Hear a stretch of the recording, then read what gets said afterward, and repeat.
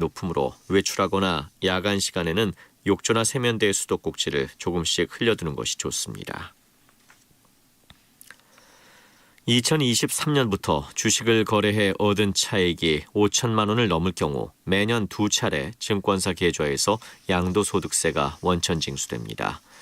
또 연장, 야간, 휴일 근로수당의 비과세가 적용되는 근로자의 범위가 텔레마케팅과 판매업 종사자까지 확대됩니다.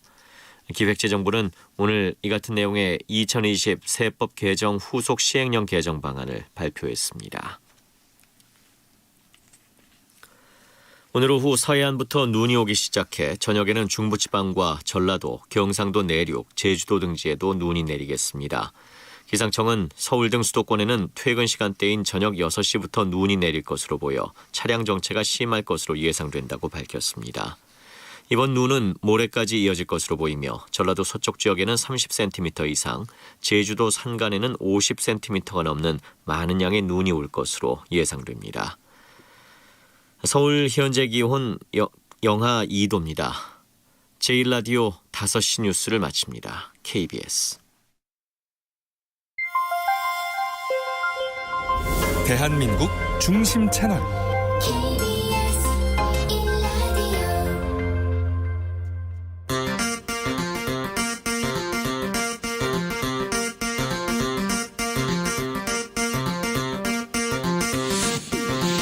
주진우 라이브.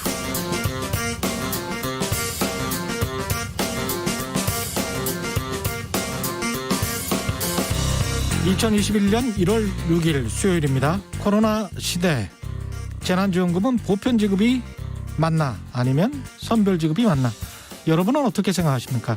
여권에서 전 국민에게 재난지원금을 지급하자는 목소리가 나왔습니다. 야당 측에서는 억장이 무너진다고 반발했는데요. 기재부 고민도 깊어집니다. 그런데 재난지원금이 전 국민에게 한 번 더 지급된다면 시기는 언제가 좋을까요? 이슈 티키타카에서 다뤄봅니다. 이란에 억류 중인 선박과 선원 문제를 논의하기 위해서 정부가 이란의 교섭 대표단을 급파할 예정입니다. 이란 측은 여전히 강경한 입장인데요. 이란은 왜 우리 선박을 납포했을까? 여전히 궁금한 부분이 많습니다. 왜 이런 일이 벌어진 것인지 정확한 배경, 전후 사정, 환경 오염 핑계를 대고 있는 이란의 속내까지 중동 전문가인 이수 성공회대 석좌 교수와 짚어보겠습니다. 2021년 주요 재판들이 다음 주부터 시작됩니다. 첫 시작은 국정농단 의혹으로 탄핵됐던 박근혜 전 대통령에 대한 법원의 최종 판단인데요. 제3고심 결과와 정치권에서 흘러나온 특별사면의 상관관계 재판 5분 전에서 짚어보겠습니다. 나비처럼 날아 벌처럼 쏜다. 여기는 주진우 라이브입니다.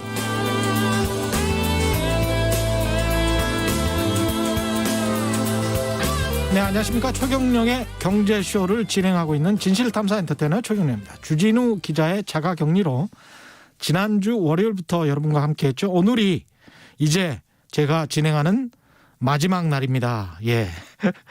오늘도 응원 메시지 받으면 좋죠. 예, 많이 보내주시고요. 최경령 삼행시 다 좋습니다. 모두에게 말씀드린 모두에서 말씀드린 재난지원금과 관련해서는 여러분 생각은 어떠신지 의견도 받아보겠습니다. 샵 9730, 짧은 문자 50원, 긴 문자 100원, 콩으로 보내시면 무료입니다. 오늘 순서 시작하겠습니다.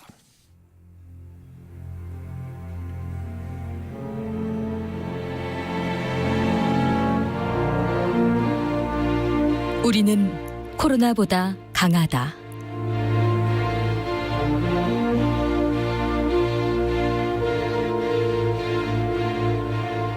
자가격리 주진우 기자, 진실탐사 엔터테이너 최경영 기자와 오늘도 함께 흔들림 없이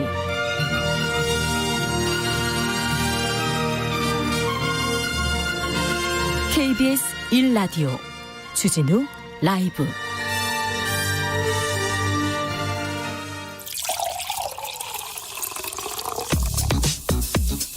진짜 중요한 뉴스만 쭉 뽑아냈습니다. 주 라이브가 뽑은 오늘의 뉴스 주스.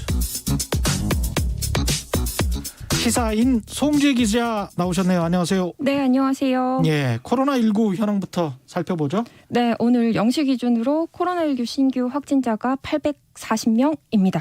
어제보다 100명이 늘었지만 이틀 연속 세 자릿수고요. 예. 확진자가 나온 지역을 보면 경기도 269명, 그리고 서울 263명, 인천 35명 등 수도권이 567명입니다. 예. 최근 요양병원과 교정시설의 집단 발병 여부에 따라서 신규 확진자 증가폭이 크거든요. 예. 또 지역사회의 감염 감복 같은 불안 요인이 많아서 예. 아직 확산세가 꺾였다고 판단하기에는 이릅니다. 경북 상주 쪽에 기독교 선교단체 네. 여기가 또 새롭게 코로나 확산 내관으로 등장했습니다. 네, BTJ 열방센터입니다. 좀 BTJ 열방센터. 이름이 좀 많이 낯설죠. 예. 경북 상주에 위치한 기독교 선교 단체인데요. 예. 방역 당국에 따르면 현재 BTJ 열방센터발 코로나 확진자는 서울을 비롯해서 대구, 대전, 천안, 울산, 광주, 포항 이렇게 전국으로 확산이 됐습니다. 예. 현재 대전에서만 84명이 BTJ발 매개로 코로나19 확진자 나왔고요. 예. 강원도 원주에서도 관련 확진자가 36명, 또 전남에서도 25명 확진자가 나왔습니다. 예. 전국적으로 N차 감염이 확산하는 모양새고요. 음. 이 BTJ 열방센터를 좀 보면 2014년 전문인 국제선교단이라는 명칭으로 설립이 됐습니다. 예. 2003년 서울 중구에 있는 인터코옵 선교회와 같이 그 선교 전문인 양성을 목적으로 허가를 받았고요. 이 열방센터에서는 선교에 관심이 있는 교인들을 모아서 1박 2일씩 이렇게 교육을 하고 있습니다. 예. 지난해 10월 달에는 3,000명이 참석해서 교육을 받았고요. 한 또 장소에서요? 네, 그렇습니다. 11월에도 500명이 참석해서 선교 행사를 또 연 바 있습니다. 방역 당국은 BTJ 열방센터와 관련된 지역 소규모 모임이 또 별도로 있는 것으로 추정하고 있거든요. 예. 그런데 BTJ 그 지역 사무실로 등록된 주소를 찾아가 보면 상간 지역이거나 목욕탕이거나 이런 실제 사무실이 없는 경우가 많다고 합니다. 예. 그러니까 BTJ 열방센터를 방문한 뒤에 또 검사를 응하지 않고 또 종교 활동 자체를 부인하는 교인들도 많아서 예. 방역 당국이 좀 주시를 하고 있습니다.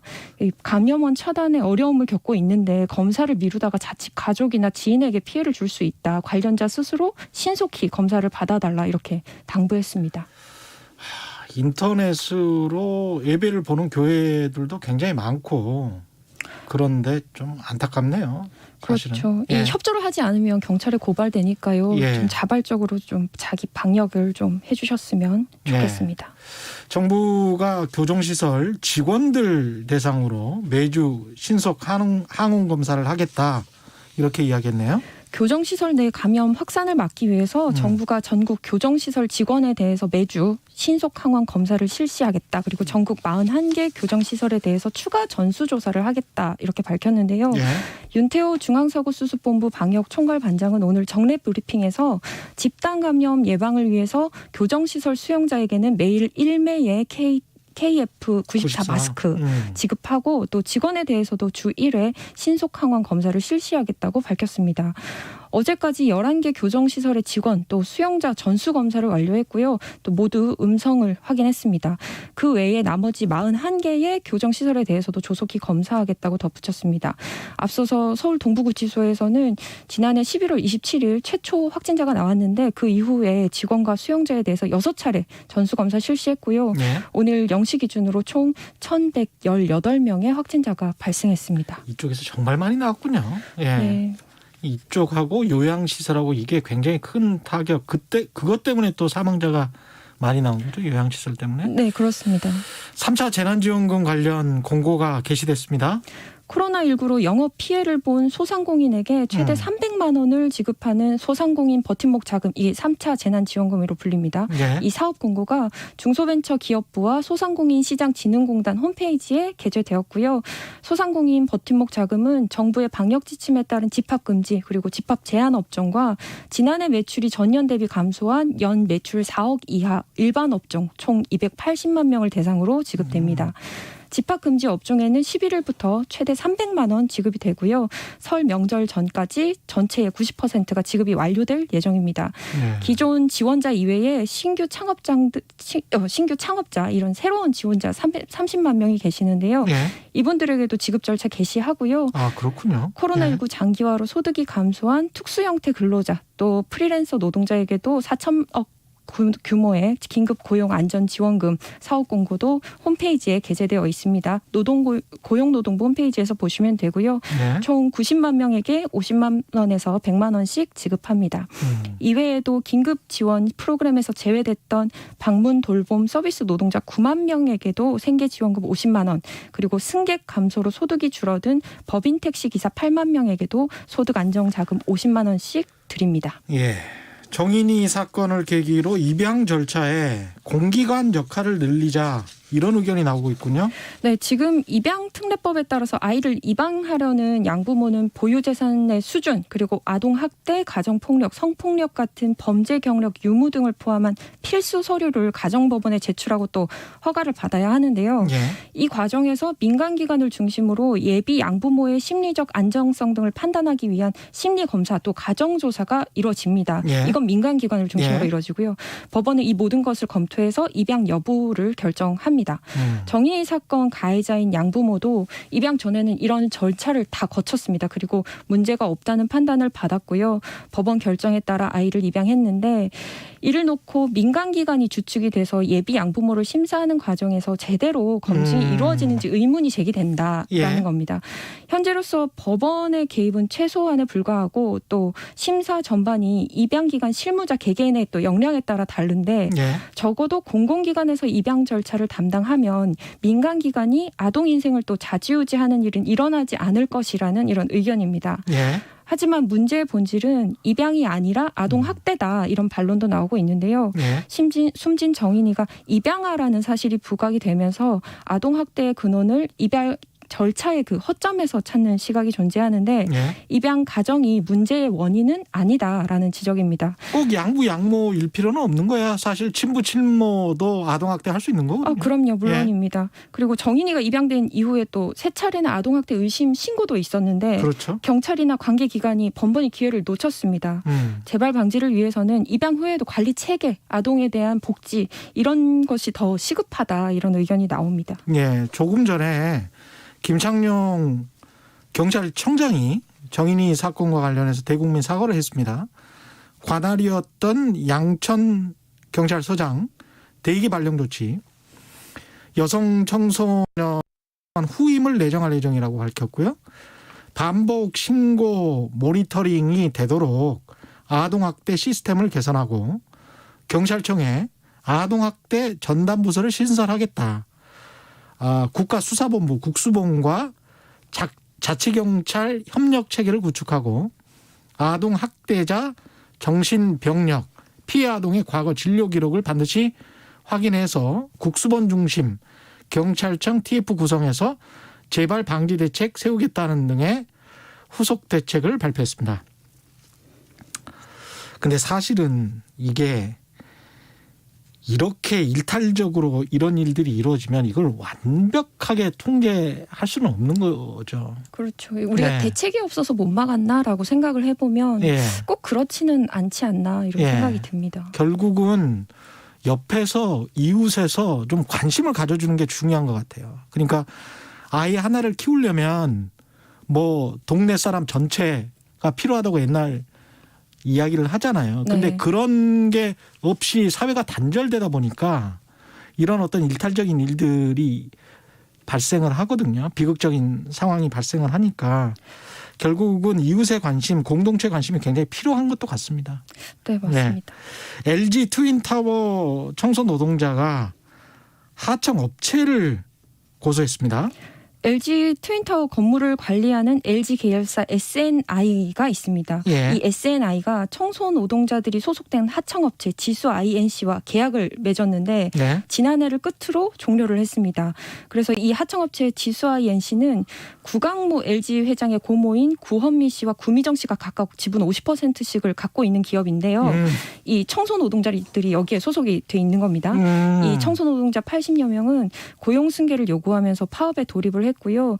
LG 트윈타워 1층 로비에서 노숙농성을 이어가고 있습니다. 오늘 노숙농성 22일째 맡고 있습니다. 예. 이 청소 노동자들은 LG 트윈타워 건물을 관리하는 LG 계열사 SNI와 청소 노동자들이 소속된 하청업체 앞서 말씀드렸던 지수 INC 여기를 노동조합법 위반 혐의로 고용노동부 남부지청에 고소를 했는데요. 예.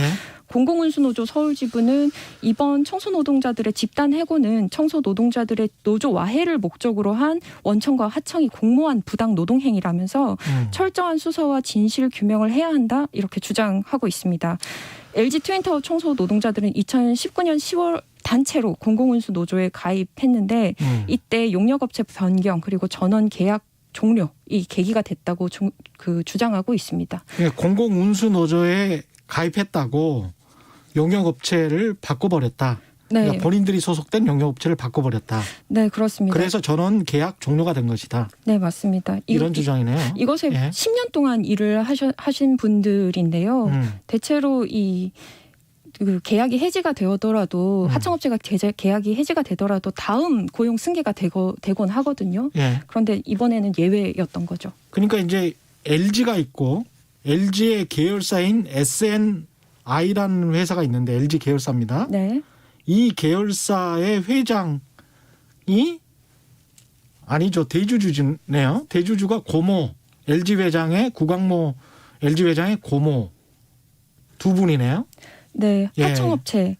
근데 이 SNI가 하청업체를 또 다른 하청업체인 거죠. 네, 네. 청소 그렇습니다. 용역하는 또 다른 하청업체인 지수 INC와의 계약을 종료시켜버린 겁니다. 네. 지수 INC도 그 회장 구강모 회장의 고모가 각각 지분을 관리하고 있는 거죠. 지수 INC도 구강모 회장의 고모가 지분을 가지고 있고. 네. 관리자는 SNI라고 LG 계열사입니다. 그렇게 돼 있군요. 예, 이건 좀 이상하네요. 네, 그냥 LG가 일반적인 문제를 해결해야 된다. 일반적인 하도급 계약하고는 약간 좀 다른 것 같기도 하고. 예. 조류 인플루엔자로 가금류 1,000만 마리가 살처분됐습니까?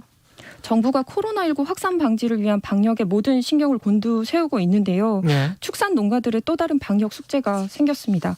최근 국내 고병원성 조류 인플루엔자와 아프리카 돼지 열병이 유행하고 있기 때문인데요. 이에 당국이 멧돼지 이동에 따른 아프리카 돼지 열병 감염 전파를 차단하려고 광역 울타리를 추가 설치하고 이런 방역에 분주한 모양입니다. 여기에 전국 곳곳에서 양계 농장 고병원성 조류 인플루엔자 감염 사례까지 이어지고 있는데 아주 총체적 난국에 빠진 상황입니다. 충남 천안의 산란계 농장에서는 AI 확진 판정이 나오고 있고 지난해 10월부터 지난 4일까지 전국 43곳에서 고병원성 조류 인플루엔자죠. 예. 발생했고요. 예. 전국에 1,100만 마리가 넘는 닭과 오리, 가금류가 살처분됐습니다. 1천만 마리가 넘는 가금류가 방역을 위해서 죽음을 맞고 있는데 예. 농가와 동물보호단체에서는 문제 제기에 나섰습니다.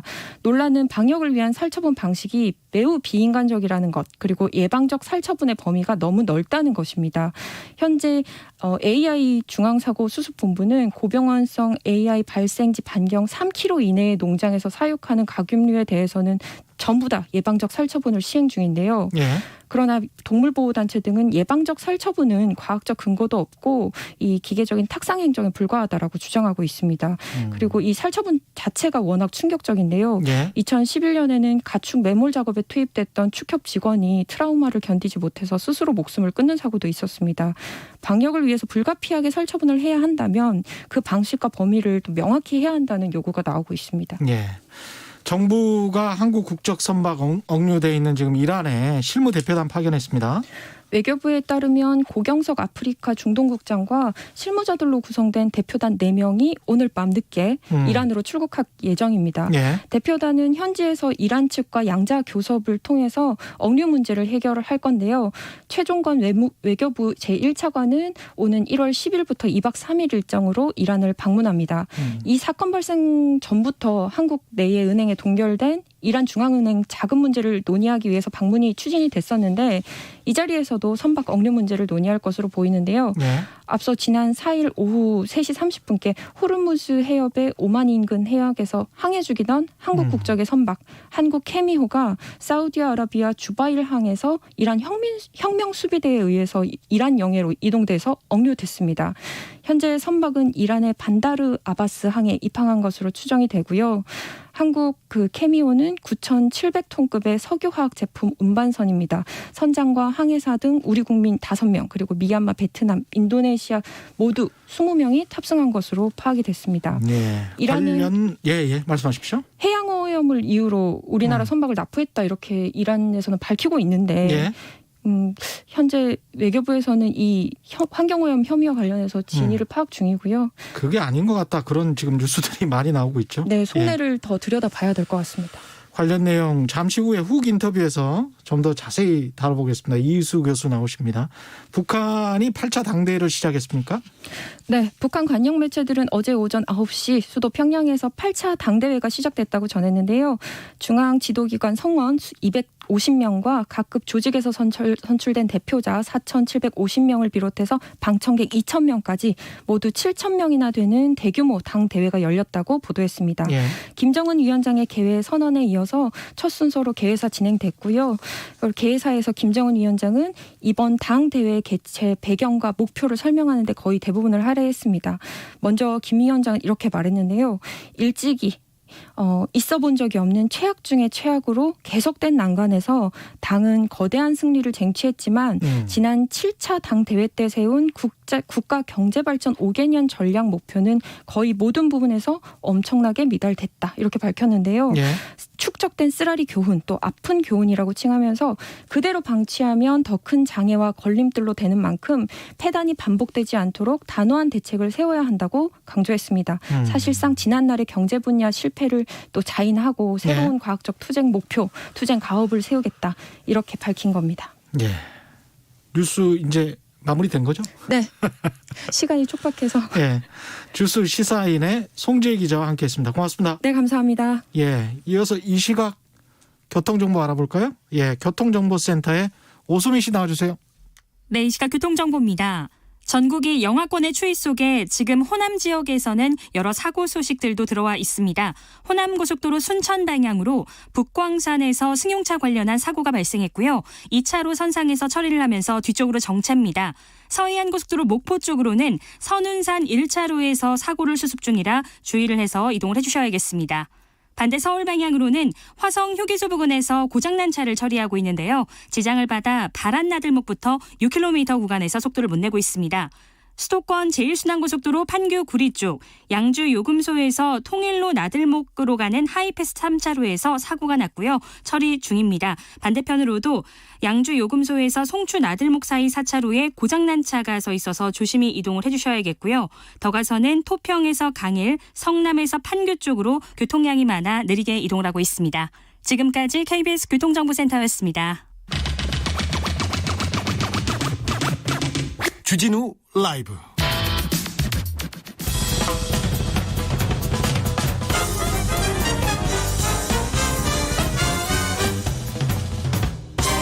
훅 인터뷰. 모두를 위한 모두를 향한 모두의 궁금증 훅 인터뷰. 어제 갑작스럽게 전해진 소식. 이란이 우리 선박과 선원들을 억류했습니다. 이란은 우리 선박이 환경을 오염했다. 이렇게 강조하고 있는데요. 이란이 왜 우리 유조선을 납포했는지, 대체 속내는 뭔지, 이번 사태의 본질, 현지 언론은 이번 상황을 어떻게 보고 있는지 종합적으로 짚어보겠습니다. 중동 전문가인 이희수 성공회대 석좌 교수님 나와 계십니다. 안녕하십니까? 네, 안녕하십니까? 예, 한국 선적 화학물질 운반선 한국 케미오입니다. 이름은 이란 남부 반다르 아바스 항에 억류되어 있는데요. 한국인이 5명이 있고 선원 20명. 다행히 이제 신변에는 이상이 없는 것으로 알려진 거죠. 지금 현재는. 그렇습니다. 네. 선박을 납포한 주체는 이란 혁명 수비대인데 좀 귀에 익으실 것 같아요. 일반 청취자분들도. 이란 혁명 수비대는 뭡니까 이게? 1979년 이란 이슬람 혁명이 난 이후에 조직된 특수부대인데요. 예.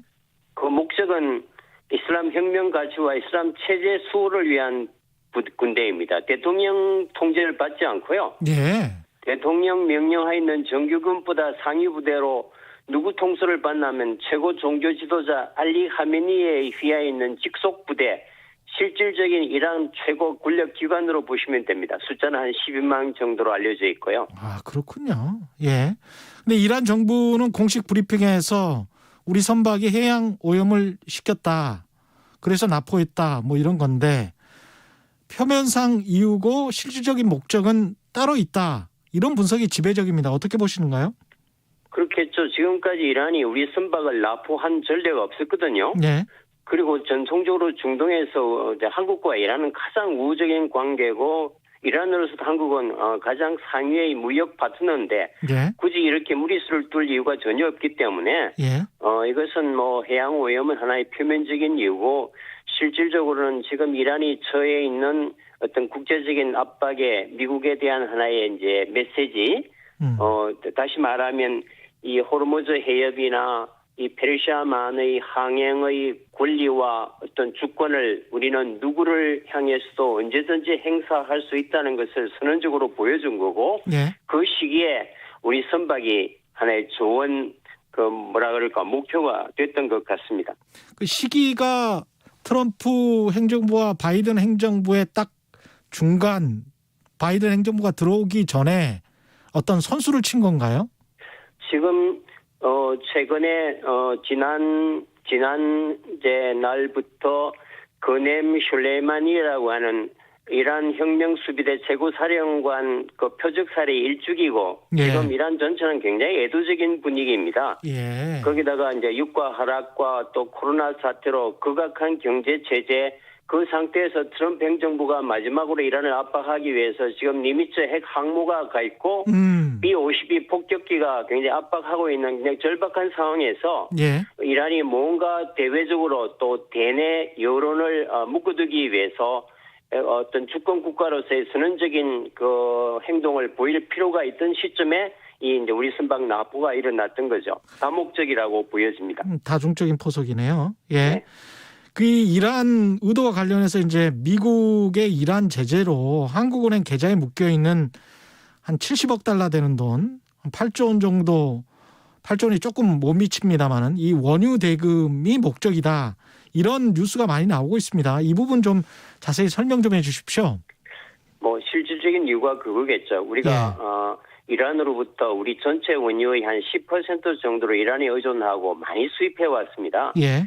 네, 그리고 이제 그래서 지금 우리은행, 기업은행, 한국은행 등에서 한 8조 원 가까이가 우리가 가지고 있는데 우리 중소기업이 수출을 하면서 이제 이란이 미국의 제재하에 있기 때문에 수출 대금을 이제 우리가 가지고 있는 원유 대금으로 상쇄하는 방법으로 굉장히 2,000개 이상의 기업이 무역을 잘 해왔습니다. 예. 그런데 미국의 고강도 제재가 이제 시작이 되고 이제 송금이 어려워지니까 그 돈을 이란에 돌려줄 수 못하고 우리가 가지고 있는 겁니다. 그렇죠.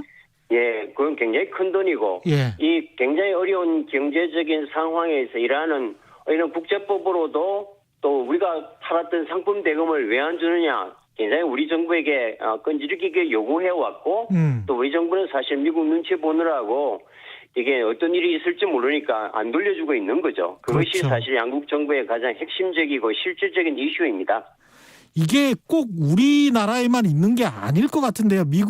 이란이 가지고 있는 미국 달러로 된 해외 자산이. 근데 우리나라를 노린 거는 왜 그런 걸까요? 뭐 알려진 바에 의하면 우리 금액이 워낙 크고요. 예.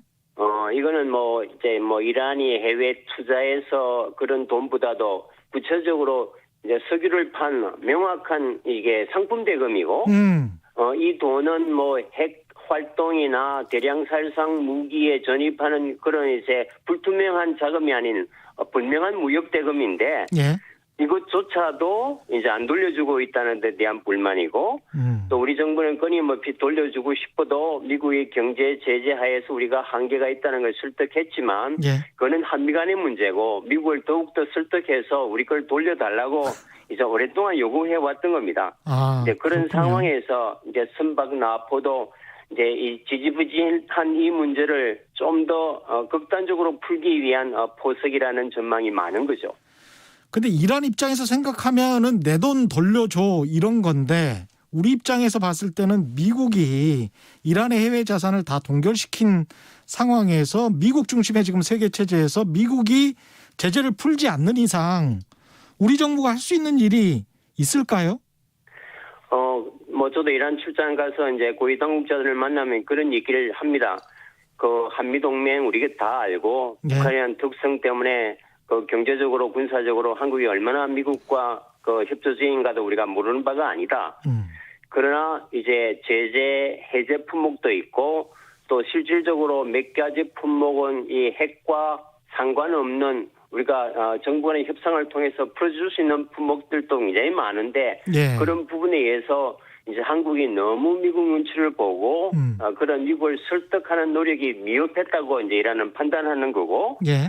근데 굉장히 다급한 상황에서 자기네들이 요청하는 수준에 한국 정부가 미치지 못한다는 이런 불만들이 많았던 것 같고요. 예. 또 사실은 이제 제재가 아닌 비제재 품목에 대한 어떤 이제 지원 확대나 또 인도주의적인 면에서도 우리 정부가 그런 충분하게 이란의 수요를 충족시키지 못한 측면도 있었지요.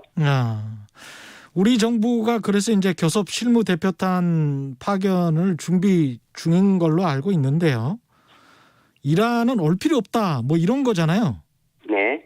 올 필요 없다라고 말하는 거는 왜 그런 건가요? 지금 의례적인 어떤 방문 또 선박 응유 해제나 선원들 석방을 위한 교섭은 사실 필요 없다. 지금 우리가 지금 죽게 생겼는데 예. 이런 이제 실질적인 대안이나 다급한 선물을 가져오지 않는 한 의례적인 방문은 지금 필요 없다는 그 뜻인 것 같습니다. 그만큼 절박한 것 같고요. 예. 그래서 이제 이 돈을 가지고 오든지 그 돈을 가지고 지금 위기에 몰렸던 백신 구입하는 데 연계해서든지 어떻게 하든지 이란에 처해 있는 상황에 도움이 되는 선물을 갖고 왔으면 좋겠다 하는 압박인 것 같습니다.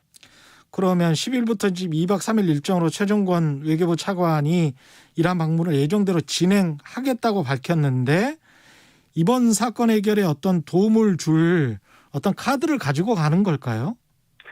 뭐 기본적으로 이란은 이제 한국에 대해서 좋은 이미지를 가지고 있고 어떤 경우에라도 한국을 놓칠 수 없는 상황입니다. 이제 EU, 미국, 중동에까지 이제 적으로 고립돼 있는 상황에서 한국은 그나마 유일한 지렛대였거든요.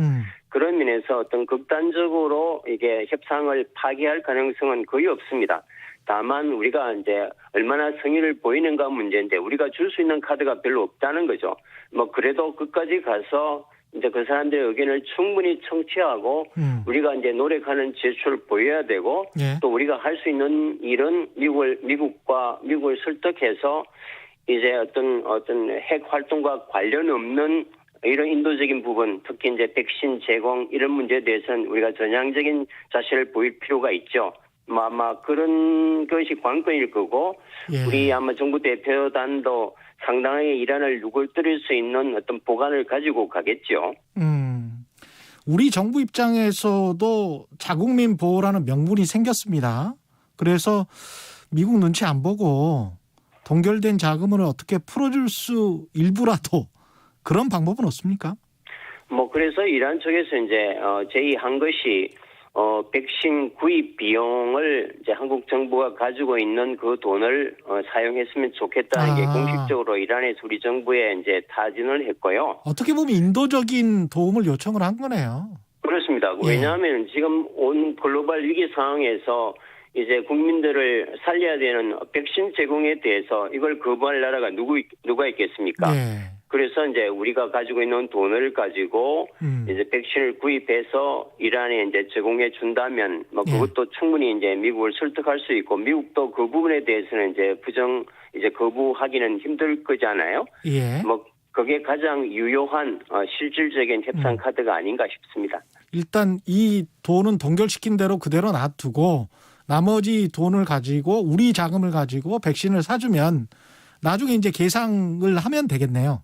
뭐 그래도 되고요. 예. 또 미국 재무부가 이제 허용해 준다면 우리가 가지고 있는 돈을 가지고 구입해서 보내주는 게 제일 좋겠죠. 예. 미국 그 조 바이든 행정부 공식 출범 앞두고 이제 정치적 계산이 깔린 것 이런 분석도 나오는데 바이든 네. 행정부가 출범하고 바로 이 문제가 현안이 될 수도 있겠습니다. 뭐 현안이 될 수밖에 없는 상황입니다. 예. 어제부터 이제 그 2015년 오바마 시절에 만들어 놓았던 핵 협상을 이란이 완전히 깨고 우라늄 농축 20% 농축을 시작했거든요. 예. 이것은 이제 심각한 위반입니다. 결국 이란은 아직까지는 뭐 핵을 갖겠다는 의지는 이제 국제사회를 향해서 분명히 보이고 있습니다. 갖지 않겠다고. 예. 그건 다시 말하면 이제 제재를 풀어주면 우리는 핵 활동을 이제 중지하겠는데 제재는 제재대로 가니까 결국 우리 또 이제 핵 활동을 할 수밖에 없다 해서 선언적으로 20% 농축이라는 고강도를 어제부터 시작했습니다. 결국 이건 조 바이든 행정부가 들어오면 어차피 핵 협상을 다시 시작할 때 굉장히 유리한 협상 카드를 사용하려는 것 같고요. 예. 그러나 제가 보기에는 조 바이든 행정부가 들었어도 오바마 시절의 핵 협상으로 되돌아가기는 너무나 이제 강을 너무 멀리 건너왔고요. 예. 다만 트럼프 행정부처럼 이 극단적인 상황에서 조금 더 관계 개선을 통해서 이란을 버리는 것보다 서방 체제에 끌어들여서 윈윈하면서 메가 시너지를 내자. 이게 뭐 바이든 행정부 입장인 것 같고 뭐 이란도 뭐 거기에 대해서 반대하지 않는 것 같습니다. 중간에 끼어서 생각보다 그리고 이게 출범이 아직 안 한 정부이기 때문에 바이든 행정부가 시간이 좀 길어질 수도 있을 것 같습니다. 협상은 굉장히 길어질 것 같습니다. 그러나 네. 궁극적으로 미국이 이란을 포기할 수 없는 것은 우리가 이제 규모의 경제를 놓치고 있는데요. 예. 석유나는 나라 6개 나라, 사우디아라비아, 카타르, 쿠웨이트, 아랍에미리트, 바레인, 오만 6나라 이거 다 합해봐야 자국 인구, 이란 인구 반도 안 됩니다. 예. 그러니까 앞으로 이제 이 이란을 버리면 그 어마어마한 자원과 시장을 러시아와 중국이 그냥 가져가기 때문에 중장기적으로 미국이 국익에 도움이 안 되는 거죠. 예. 그런 면에서 어떻게 하든 이란을 버리는 것보다는 이란을 끌어들일 수밖에 없는 게 이제 미국 행정부의 공식 입장일 테고요. 예. 다만 과거처럼 트럼프처럼 극단적인 자세가 아니라 이스라엘과 주변 산유국과의 관계도 개선하면서 어떤 다자간 분위기로 중동 정책을 쓰겠다. 이게 이제 바이든 행정부가 트럼프 행정부와 아주 다른 점입니다. 예. 그래서 이제 조 바이든 행정부가 들어와도 이스라엘과 아랍 국가 간의 이제 외교 정상화 노력은 가속화될 거고 최근 들어서는 이제 사우디와 카타르가 외교 관계 단절을 해소하고 어제부터 정상 관계로 돌아섰잖아요. 예. 그리고 어제 이란 정부가 비공식적으로 사우디와 이란과의 관계 개선을 하겠다는 선언을 했습니다. 그렇게 보면은 이제 바이든 행정부가 중동 정책에 있어서 트럼프와는 완전히 다른 트랙을 지금 이제 타고 있다는 게 이제 가시적으로 보여집니다. 예. 이란도 이런 트랙을 결코 놓치지는 않겠죠. 마지막으로 한국 정부의 외교적 묘수 이번에 우리 선박 납포 사태가 길어지면 안 되잖아요. 장기화되지 않기 위한 어떤 묘수 같은 게 있을까요? 뭐 쉽지는 않겠습니다만 예. 일단은 인도 선언은 즉각 석방해야 될 것 같고요. 선언은 즉각 석방해야 된다. 네. 예. 이건 이제 두 번째는 재발 방지 약속을 확실히 받아야 됩니다. 그렇다면 이제 이게 앞으로 한국과 이란의 관계에 미래는 없다. 그 점을 우리 정부가 아주 강하게 명확하게 하고 우리도 이란 정부에 예. 네, 이란 정부에 그걸 전제로 해서 우리가 할 수 있는 모든 카드를 다 동원해서 이란을 설득하고 노력하는 모습을 보여줘야 됩니다. 가시적인 성과가 나지 않더라도 예. 이란도 미국 제재 하에서 한국 정부가 할 수 있는 입장에 한계가 있다는 걸 너무나 잘 알기 때문에 예. 이렇게 소극적인 것보다 적극적으로 하는 모습을 우리가 투명하게 보여줌으로써 이 사태는 뭐 생각보다는 쉽게 해결될 수 있을 것 같습니다. 그러기를 기대해 봅니다. 지금까지 성공회대학교 이수 교수셨습니다. 고맙습니다. 네, 안녕히 계십시오. 예. 9637님, 북한 관계의 복사판이네요. 이란이 왜 그랬는지 좀 이해가 되는군요. 손민상님은 아무리 그래도 8조 원 가지고 일개 국가가 인질 잡고 해적질을 합니까? 2329님, 이러니 외국에서는 한국을 미국의 속국이라고 하지. 아니 주권국가가 너무나도 당연히 줘야 할 대금을 타국에 주지 말라고 했다고 그 거액을 안 줘? 뭐 이렇게 말씀하셨네요. 1호님, 미국과 관계없이 줄 돈은 줘라. 예, 미국 중심의 세계 질서를 다시 한번 본 것 같습니다.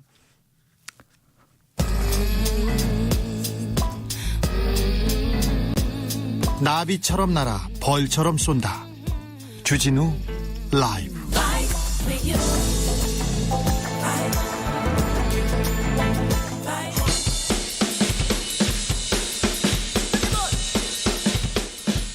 틱탁 틱탁 현란한 입담의 환상 드리블. 예, 오늘 이 뉴스를 주목하라. 이슈 티키타카. 뜨거운 이슈 더 뜨겁게 이야기 나눠보겠습니다. 전 코너 최진봉 성공회대학교 교수님 안녕하십니까. 반갑습니다. 홍코너 김병민 국민의힘 비대위원 나오십니다. 안녕하십니까? 예, 안녕하세요. 반갑습니다. 예, 최진봉 교수님 예. 2주간 자가격리. 네, 자가격리 끝나고 예. 나왔습니다.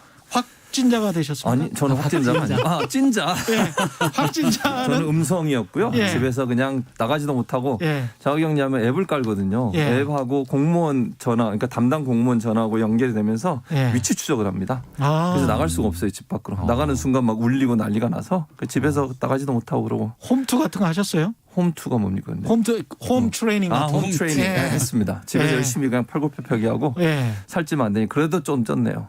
김병미 의원이 보고 싶었습니다. 보고 싶었습니다. 진심인 거죠?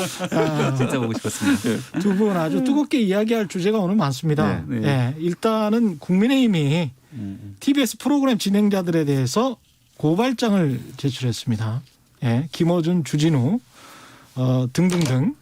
김병민 위원님, 이 내용이 뭡니까 일단? 아마 좀 예방적 차원이었다 이렇게 생각이 되는데요. 예. TBS에서 캠페인을 진행했다는 거죠. 예, 1 합시다라고 하는 캠페인. 예, 유튜브 구독자 100만 구독자를 달성하기 위한 목적이었다고도 하고 예, 1이라고 하는 의미의 여러 가지 중의적 의미, 진짜 일하자, 워크의 의미를 담았다고도 합니다. 예. 근데 그 1 합시다라고 하면은 선거를 이제 100일도 채 남지 않는 상황 속에서 예. 1번을 찍으라는 의미로 또 들릴 수도 있는 상황이기 때문에 이 예. 논란이 좀 커졌던 상태고요. 예. 이게 아마 논란이 없었다면은 캠페인 계속 진행을 했을 텐데 결국 TBS 차원에서도 캠페인을 중단하게 됩니다. 예. 근데 지금 앞으로 펼쳐지게 될 수많은 선거 과정 속에서 공정하고 또 정치적인 중립을 지키는 이 방송의 선거 중립을 위해서 아마 당 차원에서 이런 역할을 취한 것이 아닌가 생각이 듭니다. 최진봉 교수님은 어떻게 보십니까? 아니, 저는 좀 너무 지나친 거예요. 일본 샵 1이거든요. 예. 차라리 그냥 2를 했으면 좋을 뻔했어요. 2 하면 2번씩 눌러달라는 거거든요. 근데 그 저는 이해합시다. 근데 이해합시다 했으면 고발 안 하셨을 거 아니에요? 그렇겠죠. 그걸 안 했겠죠. 근데 그렇다고 그럼 더불어민주당이 그걸 가지고 2번 찍으라고 했겠냐 이렇게 예. 보진 않고요. 근데 예. 너무 지나치게 민감하신 것 같아요. 국민의힘에서. 그러니까 예. 저는 이게 이제 뭐 정치적으로 자꾸 논란이 되니까 이제 TBS 그걸 중단한 것 같은데 예. 저는 크게 그게 뭐 정치적 의도를 갖고 했다고 보지 않습니다. 않고 예. 뭐 그 이제 자체적으로 유튜브나 이런 이제 SNS에 더 많은 이제 구독자들을 좀 끌어들이기 위한 방법으로 한 거니까 방송 자체적으로 어떤 그 방송국의 인지도를 높이기 위한 방법이었지 이게 정치적 의도가 있다고 보이진 않아요. 근데 이게 이번 4월 달에는 전국에 치러지는 선거가 아니라 서울, 부산에서 선거가 치러지게 되고 그렇죠. 특히 서울시장 선거는 굉장히 중요한 의미를 갖고 있는 선거지 않습니까? 예. TBS 교통방송이 어찌 보면 영향력이 클 수도 있고 적을 수도 있는데 예. 적어도 서울 시민들이 타는 대중교통 등에서 이 TBS가 자연스럽게 흘러나오게 됩니다. 예. 그러면 그 어떤 방송보다도 조그만한 이슈에도 민감한 이 중립적 의무를 지키기 위해 노력을 해야 되는데 왜 국민의힘이 이런 반응을 보일 수밖에 없는가에 대해서도 고민을 좀 해봐야 됩니다. 왜냐 아침 방송을 진행하고 있는 김어준 씨 방송에서 예. 지난 조국 전 장관 사태 때 조국 전 장관의 딸인 조민 씨가 나와서 했던 수많은 이야기들 다 있지 않습니까? 예. 그럼에도 불구하고 최종적인 재판 결과는 그런 내용들과 다르게 나타났거든요. 예. 그러니까 이런 모습들이 선거를 앞두고 똑같은 방식으로 진행이 되게 된다면 예. 결국은 방송이라고 하는 공공재, 이 전파를 통해서 선거의 중립성을 특히나 서울 시민의 세비가 중요하게 작용되고 있는 TBS에서 그런 일을 하지 말아야 된다라고 하는 강한 경고성, 예방성 성격이 짙다고 말씀드립니다. 뭐 결론? 저는 이렇게 생각해요. TBS가 예. 지금 이제 물론 말씀하신 것처럼 기본적으로 예전에 TBS는 사업소였어요. 그러니까 서울시 교통국장 밑에 있는 사업소로 운영이 되다가 작년에 법인으로 독립을 했습니다. 법인으로 예. 독립을 하면서 법인화가 됐고 재단법인화가 됐죠. 예. 그리고 재단법인화 이사회가 있는데 예. 이사회 구성을 보면 233이에요. 무슨 말이냐면 예. 이사들을 추천하는 단위가 시장이 2명을 추천하게 돼 있고요. 시의회에서 3명 그리고 전임 이사회가 3명을 추천하게 돼 있는데 예. 이번 경우에는 전임 이사회가 없었잖아요. 처음 이사회니까. 그러다 예. 보니까 시장이 또 3명을 더 추천해서 예. 이번만 5명을 시장이 추천하게 된 거예요. 그래서 이제 뭐 그게 논란이 될 수는 있죠. 예를 들면 시장이 추천한 이사가 5명이고 의회에 추천한 이사가 3명이니까 시장의 입김이 어느 정도 작용할 수 있다 이런 비판을 받을 수 있다고 봐요 저는. 그러나 네. 이게 이제 앞으로 재단 이사회가 됐기 때문에 독립성이 어느 정도는 인정된다고 봐요. 그 이사회나 이사진들이 독립적으로 운영을 하지 무슨 시장이 지시받아 하는 거 아니잖아요. 그렇죠. 그러니까 지금의 형태의 TBS는 예전과 다르다. 그러니까 재단법인화 된 이후에 운영 자체가 이사회 중심으로 운영이 되고 있고 이사회에서 사장을 선임할 수 있는 권한을 갖고 있어요. 물론 임명은 시장이 하지만 추천을 하게 돼 있어요. 임원추천위원회에서. 그래서 임원추천위원회가 공정하게 진행될 수 있는 상황이기 때문에 물론 이제 앞으로 저는 그렇게 생각해요. 이제 새로 시장이 누가 될지 모르겠지만 여권이든 야권이든 TBS에 대한 정치적인 어떤 압력이나 영향을 행사하는 걸 포기해야 돼요. 그걸 못하게 막아야 되고. 왜냐하면 시민들의 세금으로 일정 부분 지원받아서 운영되는 방송국이기 때문에 앞으로도 마찬가지라는 생각이 들어요. 그래서 정치권에서 TBS 가지고 왈가왈부 하는 것도 저는 어찌 보면 TBS의 정치 영향력을 행사를 했다는 의도가 보이지는 부분도 있을 수 있거든요. 그래서 그런 내용들은 저는 삼가하는 게 좋다고 생각합니다. 그것도 좀 부적절할 수 있다. 시민정님은 2번 누르면 구속 취소돼요. 이거는 그 유튜브. 그래서 이를 누르면 안 되는군요. 그러니까 딱딱 2번 누르면 그래서 일을 한 그러네. 건데. 좋아요도 취소되고 구독도 취소되고요.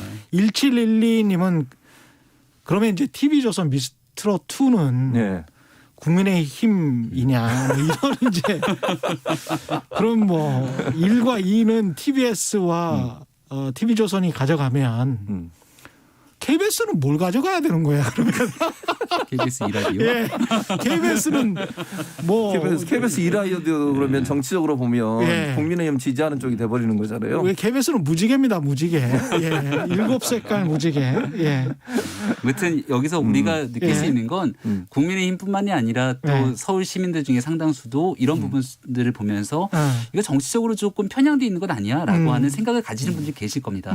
그렇기 때문에 이제 보궐선거 얼마 남지 않은 만큼 공영방송이나 또 우리가 정말 정치적으로 중립을 지켜야 되는 분들이 다시 한번 이 중립적으로 잘 해야겠다는 의미를 깨닫는 계기가 됐으면 좋겠다고 생각합니다. 그 정도는 저도 경고성이다 뭐 이러면 이해할 수는 있을 것 같은데 서울시장 선거 공약으로 국민의힘이 김어준의 뉴스공장 프로그램 폐지를 뭐 추진하겠다 이런 보도가 나왔는데 이거는 진짜입니까? 아마 저는 제 기억으로는 금태섭 의원이 먼저 이야기를 끄집어낸 것이 아닌가 싶은데요. 여기에 대해서는 김어준 씨가 진행하고 있는 이 아침 라디오 프로그램을 보면서 뭐 굉장히 큰 웃음을 준다라고 하는 사람들도 있겠습니다만은 여전히 정치적으로 너무나 편향적으로 치우쳐져 있다 이런 비판하는 분들이 적지가 않습니다. 그리고 제가 앞서 말씀드렸던 조국 전 장관 사태가 터져 나왔을 때 일어났던 수많은 이야기들 그리고 그 뒤에 그리면 잘못된 정보들을 바로잡으려고 하는 노력들은 있었는가에 대한 근본적인 물음 다 떠나서 서울 시민의 소중한 세비 혈세로 또 운영될 수밖에 없는 구조를 갖고 있는 TBS에서 이런 정치적 중립을 지키기 위한 노력을 하지 않았던 부분에 대해서는 분명하게 바로잡을 필요가 있다. 그리고 이번 서울시장 선거에서 이와 같은 내용들도 서울 시민들이 서울시장을 선택하는데 굉장히 중요한 의미로서 의사결정의 하나의 결정 구조로 작용하게 될 거라고 생각합니다. 그러니까 저는 이렇게 생각해요. 예를 들어서 김어준의 뉴스공장이 편파적이다 이렇게 뭐 주장을 할 수 있고 비판할 수 있다고 보면 그거 자체까지 못하게 할 수는 없어요. 다만 어떤 프로그램을 없애겠다고 하는 건 언론 탄압이에요. 이거는 저는 그런 얘기를 하면 안 된다고 생각해요. 무슨 말이냐면 그럼 이렇게 생각해 보시죠. 제가 하나 더 넘겨서 생각을 해보면 만약에 야권이 정권을 잡으면 야권이 원하는 방송으로 만들겠다는 의도로밖에 안 보여요. 그런 발언 자체가. 그러니까 예를 들면 김호진의 뉴스공장이 이거 불편부당 그러니까 어떤 편파적이다. 예. 문제가 있다. 이건 예. 비판할 수 있어요. 충분히 가능하다고 저는 봅니다. 그러나 어떤 프로그램을 없애겠다. 만들겠다. 이렇게 얘기해버리면 그러면 차기의 서울시장이 되는 야권이 서울시장 되면 그러면 TBS를 자기들이 원하는 대로 정치적 편향성을 가지고 하겠다는 의도로 비춰질 수 있는 거 아닙니까? 좀 위험한 발언이죠. 위험한 그건. 발언이에요. 예. 저는 언론은 아까 말씀드렸잖아요. 재단법이나 돼 있고 지금은 시로부터 독립적으로 운영되고 있습니다. 물론 시로부터 자원을 지원받는 건 맞아요. 자원을 지원받고 운영 재원을 지원받는 건 맞지만 방송국이 어떤 프로그램을 없애겠다 이런 식의 말을 하게 되면 그건 언론 탄압이나 언론의 편성의 자유에 대한 침해입니다. 방송법이 어긋나요. 방송법 4조에 보면 어떤 권력기관도 방송의 독립성과 자유를 침해할 수 없게 돼 있습니다. 내부든 외부든. 예. 그런데 이런 얘기를 하는 것 자체가 오해를 불러일으킬 수 있다는 거예요. 그래서 제가 아까 말씀드렸잖아요. 프로그램 진행자나 프로그램 자체에 대해서 비판을 할 수 있지만 프로그램을 없애겠다, 뭘 만들겠다 이렇게 얘기해버리면 그 자체가 국민들이 바라보거나 시민들이 바라볼 때 그러면 이 보수적인 성향의 방송으로 만들겠다는 거냐. 예. 그건 아니다. 저는 그래서 그런 주장을 하시는 건 잘못됐다고 봅니다. 예. 그 TV조선 예능 프로그램에서 또 네. 나경원, 박영선 두 분이 이제 출연해가지고 이것도 이제 선거 출마 앞둔 정치인들의 홍보 방송 아니냐 이렇게 민주언론시민연합이 논평을 냈습니다. 이 역으로 보면 어떻게 보십니까? 이거? 그나마 일단 민주당과 예. 그리고 국민의힘에 대한 두 명의 구색은 맞췄다. 주요 정치인들을 다뤘기 때문에 예. 기본적인 구색은 맞춘 것 같은데 예. 일각에서 바라봤을 때는 국민의힘 내부에서 우리는 왜 두고 나경원 의원만 민주당 내에서도 우상호 의원 같은 경우 나도 있는데 이렇게 얘기할 수 있는 측면들이 있는 것 같은데요. 그러네요. 또 과거에도 돌이켜 생각해 보면 예전에 2012년도 힐링 캠프가 생각이 납니다. 힐링 캠프. 예. 그때 그해 겨울 초반이었던 걸 생각나는데 예. 박근혜 후보가 한참 떠오르고 있었던 그 맞아요. 당시 맞아요. 박근혜 후보도 나왔고 예. 그 다음 주였나 문재인 후보가 나와요. 그래서 거기에 그랬어요? 그리고 예. 나서 대선은 조금 멀리 있지만 바로 4월 달에 총선이 있거든요. 맞아요. 오히려 예. 지금보다 더 가까웠던 때였습니다. 예. 그래도 어느 정도 각 정당에 대한 구색은 맞추고 또 가장 유력한 주자였기 때문에 국민들이 볼 수 있는 알 권리를 줬다는 측면도 있거든요. 예. 장단이 분명히 있다고 생각을 합니다.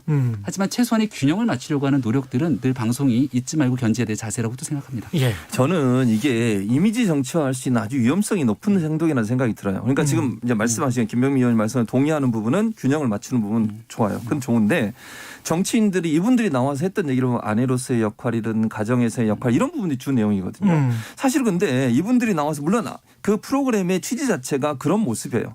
그런데 사실 국민들이 그분들이 나와서 했던 얘기를 듣고 싶은 건 뭡니까? 서울시장으로서 만약 했을 때 정치적 역량이나 재능이나 능력이나 이런 부분들을 검증하고 싶은 거잖아요. 예.